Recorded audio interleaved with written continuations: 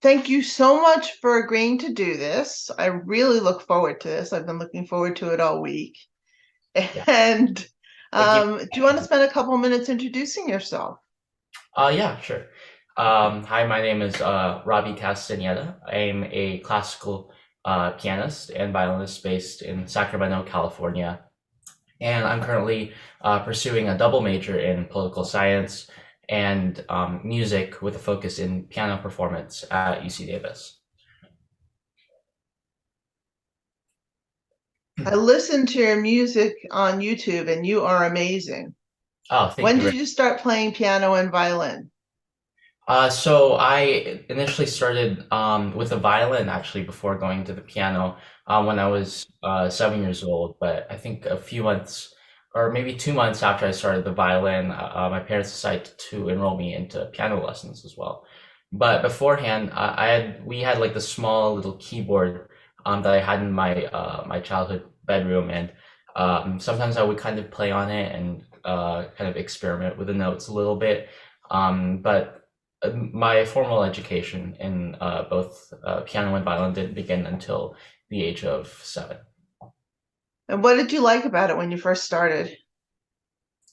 So for the piano, one of the things that I found really, um, I mean, I love the violin as well, but one of the things that really got me into the piano and the reason why I loved it so much is because the piano is essentially like a orchestra. So not only do you have a melody, but you also have like the harmony as well. And to my 7-year-old brain, being able to put together the melody and harmony together as if they were like a puzzle, it was almost like it was it was very not only very like stimulating for me as a kid, but also a very very satisfying thing just to see like this whole product come together and just hear both parts come together. Yeah. Oh, interesting. Were your parents supportive? I yes, they were very much supportive. Going into my musical studies, I had actually quit tennis. Actually, my parents enrolled me into tennis lessons, and on the first day of tennis lessons, my parents told me, or I told my parents, I'm not sure if this is quite the fit for me. So my mom, one day, I think a week later, asked, "Hey, do you want to do violin lessons?" I'm like, "Sure."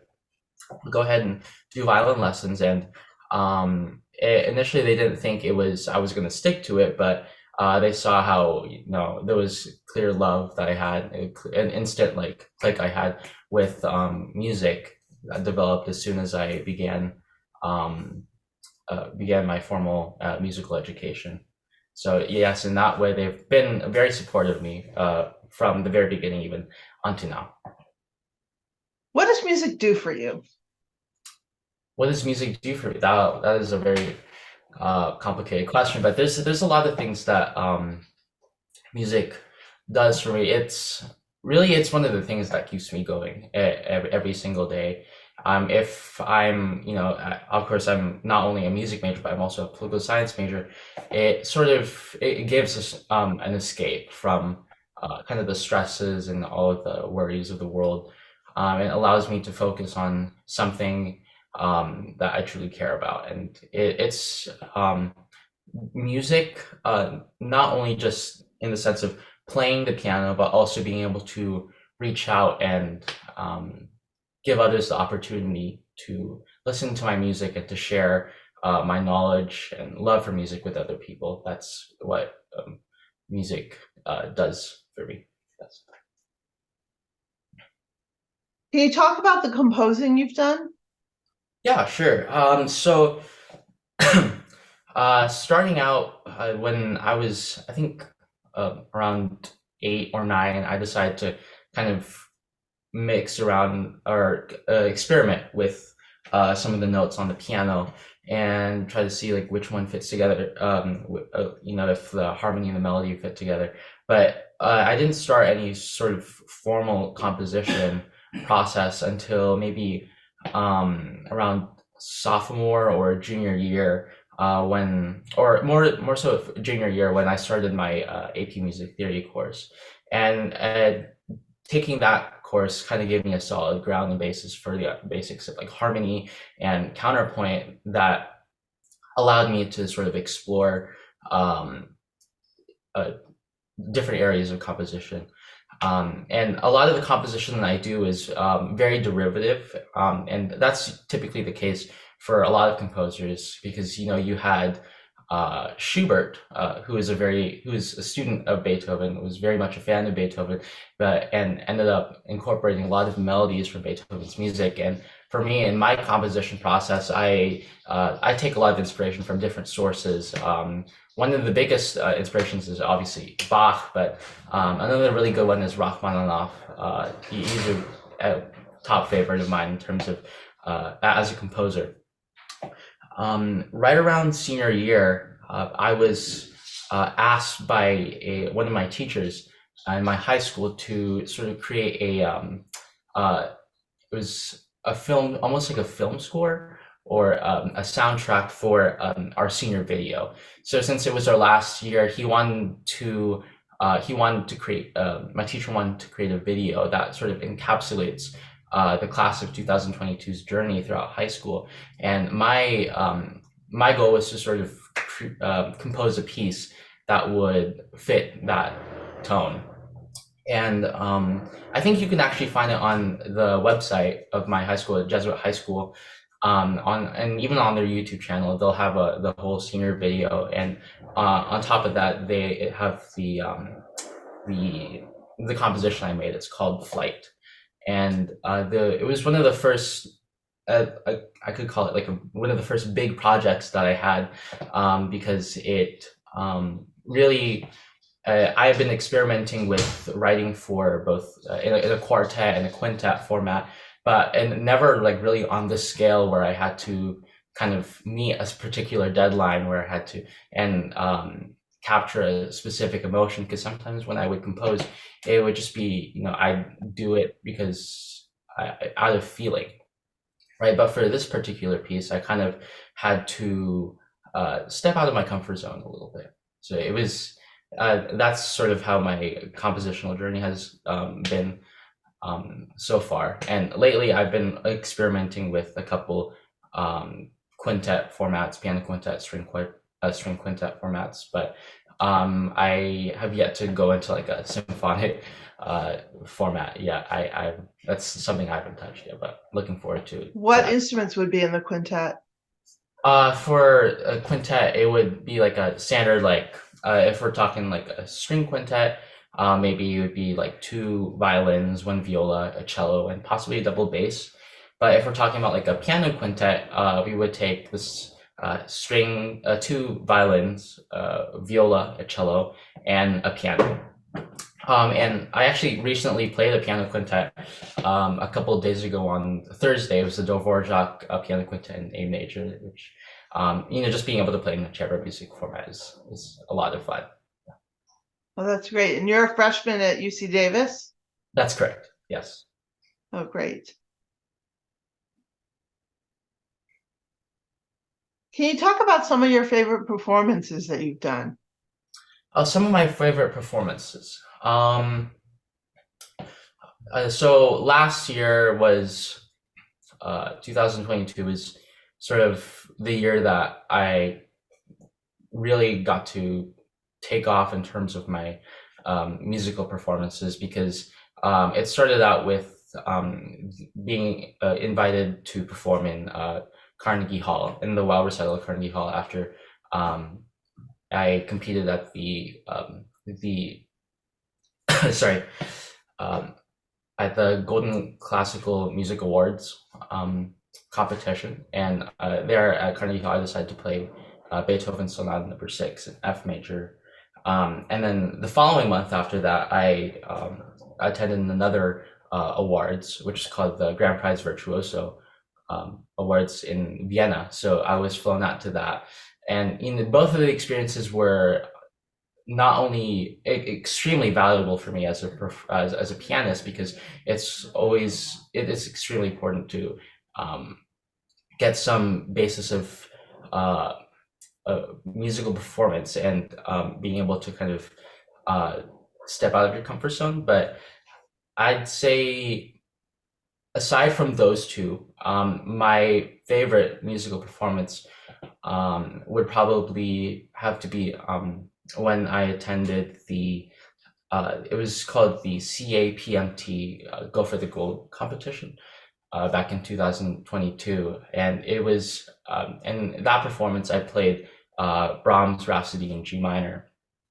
And going into it, I had not really been uh, I wasn't really used to placing in competitions, and before that, each time I would go into a competition, it would be a little bit disappointing because I'd end up like either kind of messing up or not placing or getting like any awards. But regardless, I just decided to go into that competition with the expectation that it's if you don't place, it's fine, right? But I was actually thankful enough to have been awarded second prize there. But regardless of whatever award I received, I think the most valuable thing I took from that performance was um, just this atmosphere of concentration. Because going into that particular performance, I'd never really felt. I always felt kind of on the edge before a performance, but for that particular one, I felt right when I walked up to to the piano and sat on the bench, it was sort of like this atmosphere of calm that kind of surrounded me. And it Hmm, was really the first time that I really got to experience what a lot of pianists call the mode or the zone, basically. I great. think that's probably one of my favorite performances. I've taken a lot from that particular performance of Brahms that I had. Oh, that's awesome. What are some of the performances that you've gone to that you've enjoyed the most? Some of the performances I've gone to, I would probably say the performance of he's an Indonesian classical pianist named Eduardus Halim, and he's a friend of my former teacher and professor Natsuki Fukusawa. He performed at Sacramento State University, and he gave a concert. It was a wonderful concert filled with Beethoven, and then he played a little bit of Liszt afterwards. But towards the middle of the program, he played a piece by Schubert. I think it was in a Schubert impromptu, but it was just being able, like, listening to the way he played the Schubert. It was just so colorful and captivating in the way that he played it. And it just kind of really changed my outlook on um, all the different colors and the different sounds and emotions that could be produced by a single piano. And one of the cool things is I actually got to meet him backstage afterwards because my professor, Dr. Fukasawa, she invited me to backstage along with a couple of other students to go meet him. Um, and it was really amazing getting to meet Mr. Halim because he was sort of this legendary figure because he's known as the last student of Vladimir Horowitz. And I got to shake his hand, but obviously I was really starstruck in that specific moment. But I would say that's probably one of my favorite performances. But there's a whole lot of different performances that I've attended that have been equally as rewarding and Do you go amazing. to the Sacramento Symphony? Yeah, I was actually a member of the Sacramento Youth Symphony as a violinist for about 2 years, starting in 2021, and my last year was uh, 2022. So, sorry, correction. I started in 2020 to 2022. So I served with a Sacramento Youth Symphony for about 2 seasons. Oh, that's awesome. Maybe you So should let's like. switch gears a little bit. And then after we talk a little bit about your work with kids, I'll have you play the piano for us, which is I'm really looking forward to. Can you talk a little bit about the work that you've done with kids? So I'm currently a member of the Back to Bach organization, and it started out in the United States, in New Jersey specifically, but it's since reached out to multiple countries around the world. So we not only have branches in here in Sacramento and Davis, but there's also another branch in the United Kingdom, in Germany, China, Taiwan. And the core goal of our mission is to reach out to a lot of these young students, and kind of get them exposed to classical music, because I feel like nowadays the world is a little bit saturated with pop music, and there's nothing wrong with that. It's just sometimes kids don't really have the opportunity to kind of hear about classical music, and often the misconception that a lot of kids have about classical music is that it's quiet, it's boring, and it doesn't sound fun. But our what we try to do is we reach out to the kids. So we actually have performances that we do at schools like every month. Our most recent performance, I think, was back in April. And the way our presentations work is we have we have a little slideshow, basically, where we talk about different musical terms. What does piano mean? What does crescendo mean? What does forte mean? And then we talk about different like tempi and different composers. And afterwards, that little slideshow is complemented by several performances from some of our branch members. And right now, what I'm trying to do is I'm working with the CEO of the Back to Bach organization to start up a branch in my home country, the Philippines, actually, because I know that there's already one in Taiwan, and one of the students, members of Back to Bach, is actually running that branch remotely. So I was thinking, oh, what if I could do the same exact thing? If I could start up a branch in the Philippines from here. And in my hometown, which is Davao City, there isn't exactly as much access to classical music or the arts as most people would like. And I think really being able to go back to my roots and being able to go back to where I come from, and to be able to let a lot of the kids there have the same opportunities that I have, that I've received in classical music, even if it's just a little bit, just being able to let them know about some of the composers and being able to perform for them. That's something that I consider very meaningful to me. Yes. Well, that's amazing. Thank What you. a goal. Thank you very much. Oh, Yeah. that's great. Still in the works, but I'm currently coordinating with a couple of my colleagues there back in the Philippines. So So you play primarily classical music? that's correct. Yes, primarily classical music, but every once in a while, I'll take like a lead sheet, and then I'll kind of improvise something with like jazz. Um, but my main area of expertise is classical music. I have to say I like classical music the best. Yes, I would say so too. There's something about it that's just, What makes music a positive experience for kids? what makes music a positive experience. I think music is generally a positive experience, not just for kids, but really for everyone, because unlike other art formats that I've tried to go into, I've read amazing books that have the capability to make someone cry or tear up, and there's also um, uh, paintings and art that just really captivate you. But there's just something about music that it's very continuous and it's in the moment. But regardless, you're able to um like to put, because whenever I'm at a concert, when I really like the music, it's oftentimes I'll get like goosebumps almost, and it only happens at certain moments in the music, and it's something that I really can't explain. There's just something about music in and of itself that just is so powerful for a multitude of people, and that's just speaking from my point of view. From, let's say, like a kid's point of view, maybe it's let's see.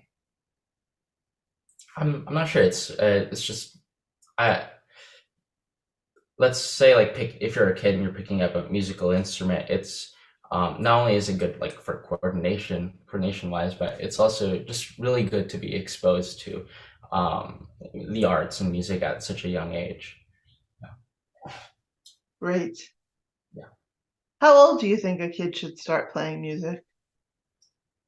How old do I think? Well, I think maybe at the age of 1 or 2, it might be a little bit too young because I think at that time, kids still trying to explore and navigate their way through the world. And but as my piano professor, Dr. Natsuki Fukusawa, put it, the best time for a kid to start learning piano is when they can learn to tie their shoes or any other instrument for that matter.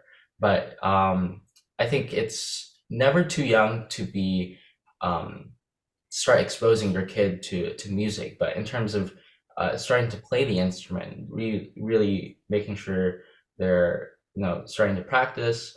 Probably say maybe at the age of like 5 or 6 would be a good time for kids to start learning piano. Great. How can a parent or guardian be supportive?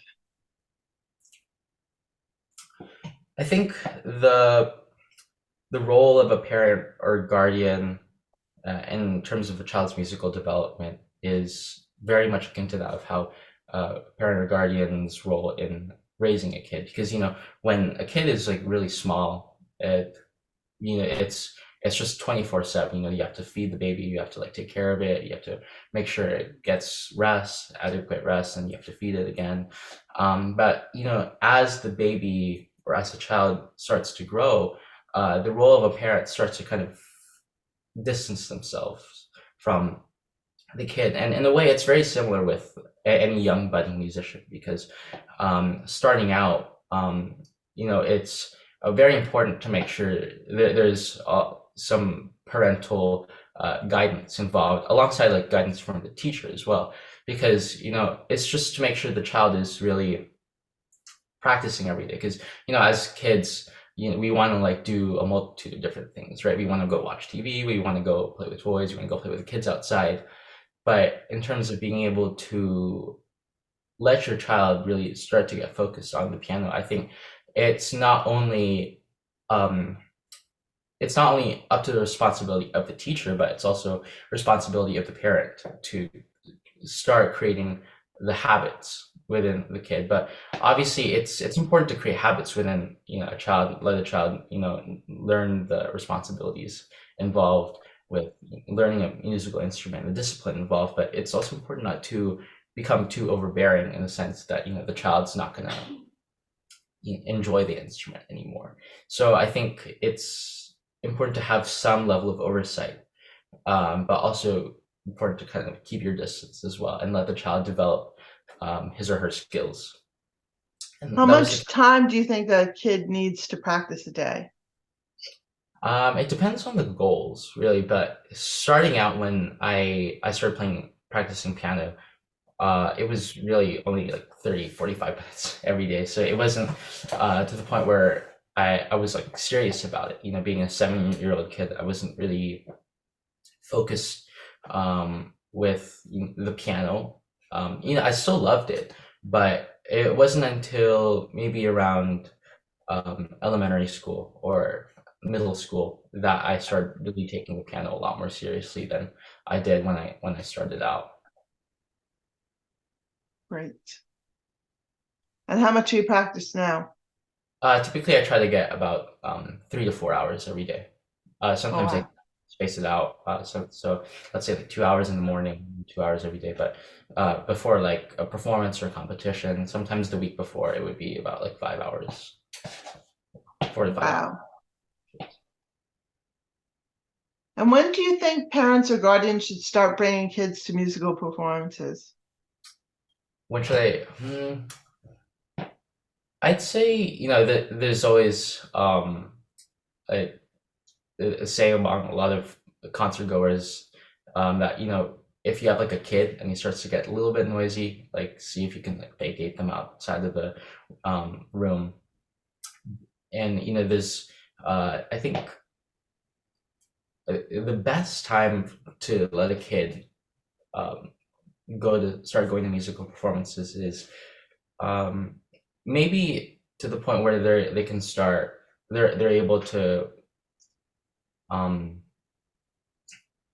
I think you should start out with letting them listen to musical performances, let's say like on the radio or on like TV, and kind of let them focus on that to see if it'll capture their attention. Maybe if that captures their attention, it might be a good time to take a step forward and let them go to a live musical performance and see how that goes. So I'm not sure about like a specific set age for it, but the first time my parents took me to any like a musical performance was when I was, I think, 8 years old, and it was to go see the Spokane Symphony up in Washington because we were living there at the time. And it was my first time getting to see like a real live orchestra with a choir. So it was amazing. Yeah. Cool. So, do you want to play for us? Yes. Yeah. I'd be delighted to play. What are you going to play? So I'm going to be playing.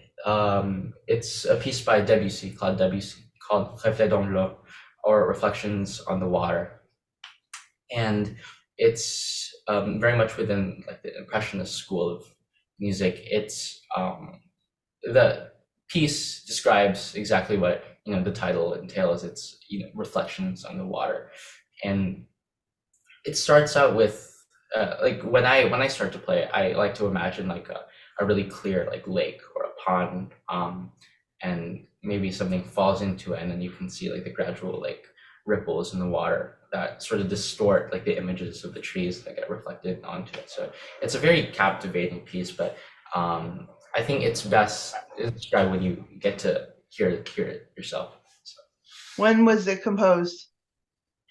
I can't remember. I think it was in the 1890s. I'll have to double check on that. Um, but so somewhere around that period of time, 1890s to 1900 or early 1900s. And why are you picking this piece?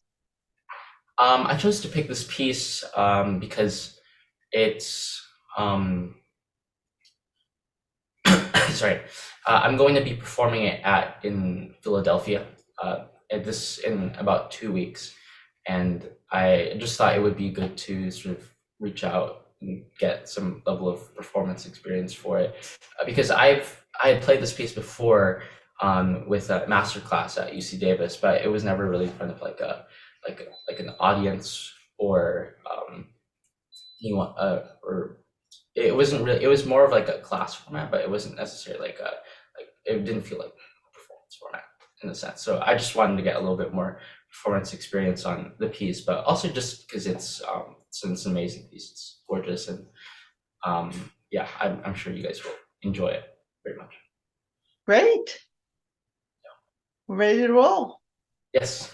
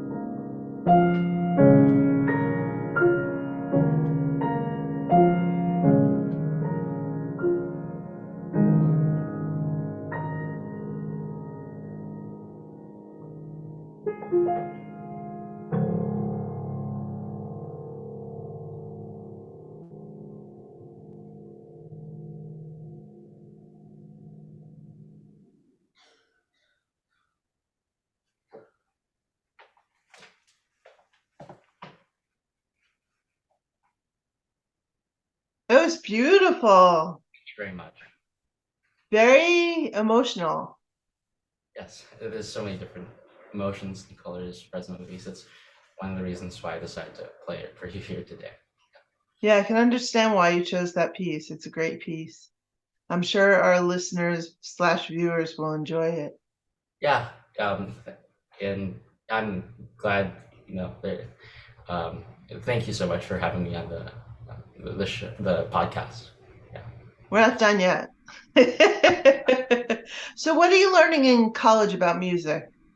So in college, I'm currently is pursuing a double major in political science and music. But with regards to music, I'm on the piano performance track. So right now, in my first year, I'm starting out with kind of some basics of like music theory and musicianship. So next year, I'm going to be moving on to the Music 7 series, which is the intermediate theory. I'm going to be working with Professor Kurt Rode at UC Davis. And I'm continuing on with my musicianship class, intermediate musicianship, which involves a lot of ear training. So we work on a lot of like sight singing and being able to identify or do dictation basically. So they'll play like a specific set of notes or a passage for us, and we have to kind of write it down. But as for the piano, I'm currently pursuing lessons with Professor Ihua Chen. Um, and right now we're working on some repertoire for my upcoming recital, my sophomore year. And we're thinking about including the WC piece and another piece by Franz Liszt as one of the first pieces for my debut recital at UC Davis. Cool. What would you tell your 10-year-old self? I'd probably tell my 10-year-old self to relax. I think as a musician, it's especially with so much competition and a lot of amazing pianists and violinists that are going around. It's easy to lose track of yourself and to lose grip of what you're doing. But in the word relax not only goes to the sense of relax and calm yourself down, but also in terms of piano, it's also very important to reduce any sort of tension and stress, because from what I've noticed, the more you try to force something to happen on the piano, the less likely it's going to happen. It's going to be harder for it to occur. So when you play with more tension, it becomes more difficult to play that passage than you would if you were relaxed. And when I was younger, sometimes I would always have this misconception that if I tried harder and tried to like really stress myself, and that would be a way for me to improve. But the more effort and more stress I tried to put myself into, it would just kind of backfire. So I think that's one of the biggest things I'd tell my 10-year-old self is just to relax. That's what the science shows, actually, that what is it? Trying to flagellate yourself. Uh, yeah, I think I heard about that. It's That doing that does not help. yes, it does not. Self-compassion is what helps. Yes, self-compassion. I agree. So, what are your aspirations going forward? So some of my aspirations going forward is right now I'm thinking about pursuing either a doctor's or master's degree in piano performance, but I'm also sort of trying to see where I can tie that in with my political science studies as well, because one of my other plans is to become a lawyer as well. So I think right now as a freshman, it's a little bit tricky because I'm still trying to find my way through the weeds of everything, because it's a whole new environment. Um, it's still a matter of kind of self-discovery right now. But what's been on my mind lately is I think it would be really nice to go into that direction, possibly take my piano studies even further past college. What kind of law are you interested in?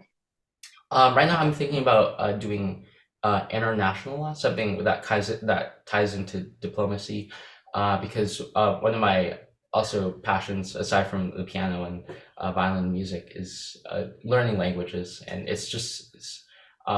you know, they call music as like this sort of international language that everyone can understand, but it's also really nice, really satisfying in a way to be able to, learn a language and speak with other people in that language. And lately, I've been learning Chinese, and there's a lot of I've made a lot of friends or study of that people that are studied abroad from China that I've had the opportunity to speak with. So it's been a really fun experience.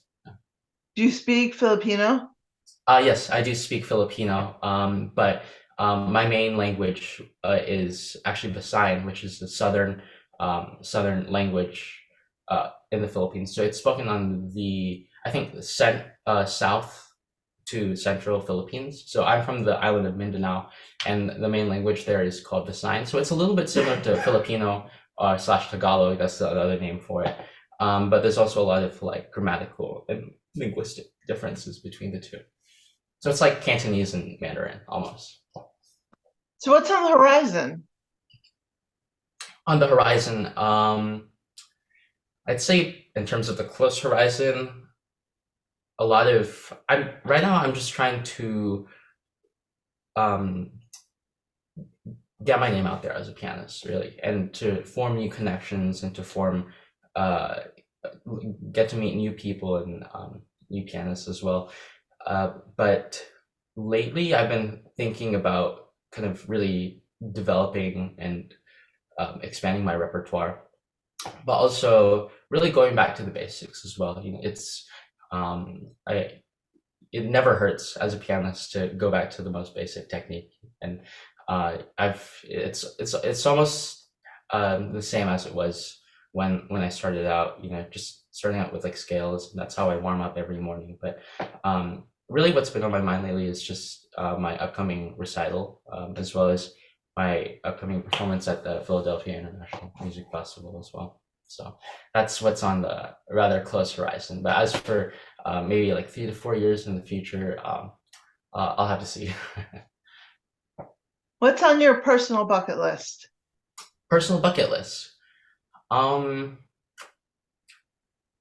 I'd probably say right now, in terms of piano, what I would like to do, because every year I like to have a goal for myself as a pianist.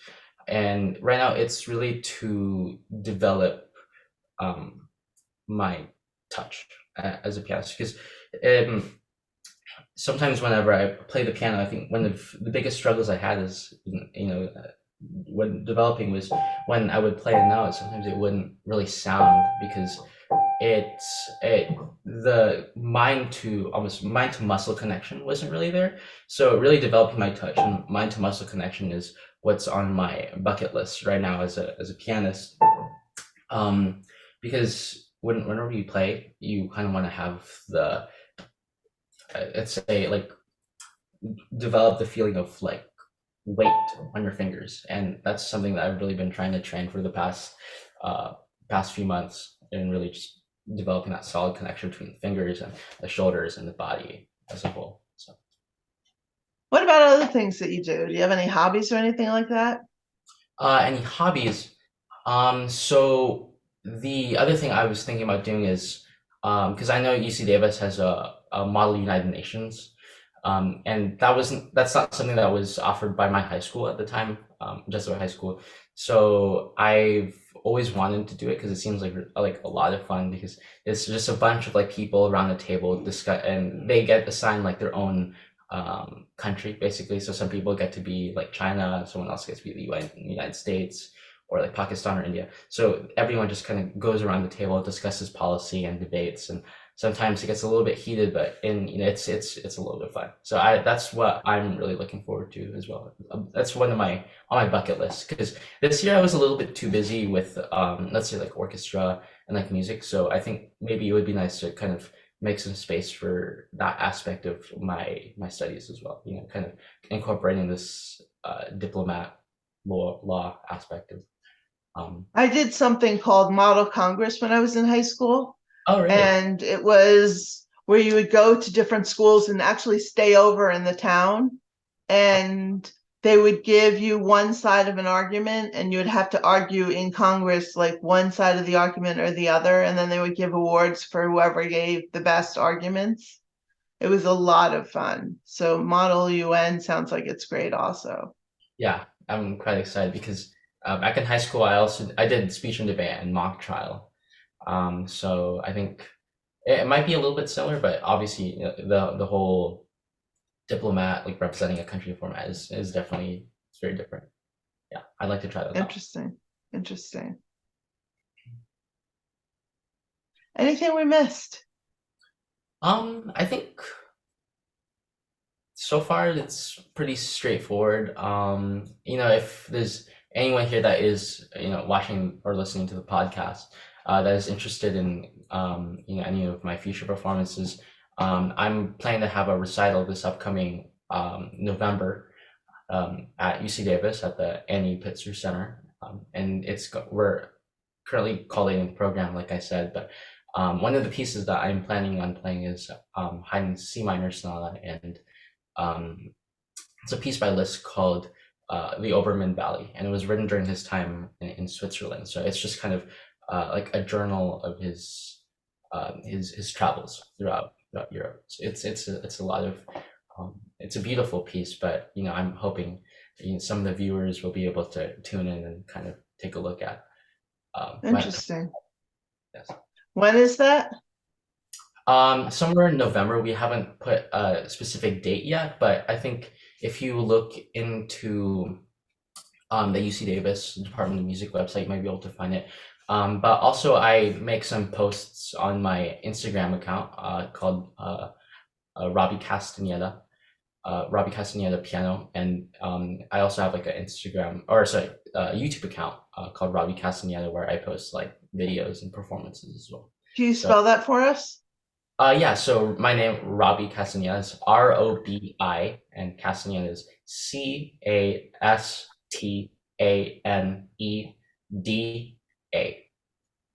Got it. Yes. Thank you so much for being here and playing for us. This has been fantastic. Yes, thank you so much.